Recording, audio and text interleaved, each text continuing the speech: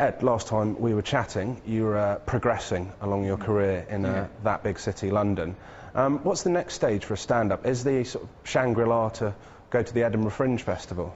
Yeah, I'd say the two major things that where comedians make their names nowadays, and yeah, certainly when I was starting out, and I think still nowadays, is the London circuit and the Edinburgh Fringe Festival.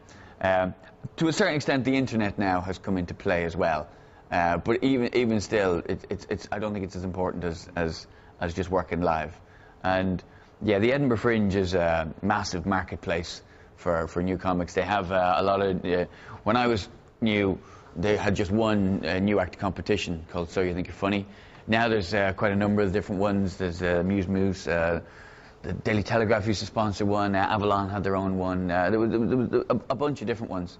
But there's that for new acts, and then there's also, you can go up, you do a package show first of all a lot of the time. And in '95 I did a show with Andrew Maxwell and Kevin Hayes called Young, Gifted and Green, which, you know, just three Irish comics. There's also Avalon. There's a thing called the Comedy Zone, which is a 4-person comedy package. You know, that's a common thing for people to do. First off, Just a Tonic do one as well. There's a bunch of different ones. And then, you know, your first one-man show. I did my first one-man show in Edinburgh in '96 then. And then you got your Perrier nominations. When I started out, there was no newcomer nomination. It was just you either won newcomer or you didn't. Now there's a big list of what's no longer called a Perrier. It's quite complicated, isn't it? Now that I realise, now that I've started talking about it, it's actually all quite complicated. But there's a bunch of awards that can be won across the board, from newcomer to more long in the tooth. It's also, the Edinburgh Fringe Festival is generally the first place you get reviewed as a comic.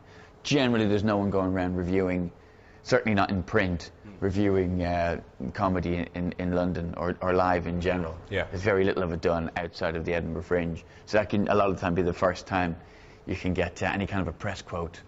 And all that kind of stuff, the media attention that surrounds the Edinburgh Fringe Festival can just be, if you have a really good fringe, can just be the thing that can take you on to the next level.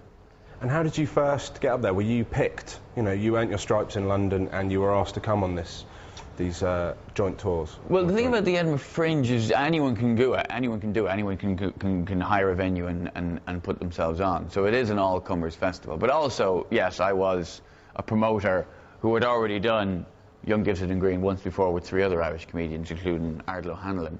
I was on the lookout for a similar package the following year, and she picked 3 of us off the circuit and put us on up there. So there is that way of doing it, you know, and it's generally, you lose less money that way if somebody else is promoting you and that sort of thing, rather than just doing it all yourself.